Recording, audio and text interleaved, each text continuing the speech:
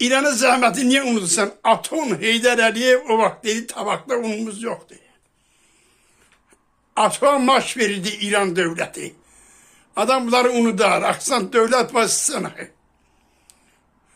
Sana o vaxt general yaxşı demişti ki sen Kurtkalı verildiğinde Türkiye'de general demiş İran'a girinler. Ben Qarabağ uğruna dövüşürdüm. Qarabağ uğrunda. O da bir rahmetli bir Səfirliyin əməkdaşına göre bütün əlaqələri pozdu. İran olmasaydı Azerbaycan azından qırılardı. İran olmasaydı çoktan Ermənistan Rusiyanın əliyle Bakını zapt eləmiş, Azerbaycan'a tutmuştu. Eğer İran olmasaydı zapt ederdi, İran koymadı, hava mekanını bağladı.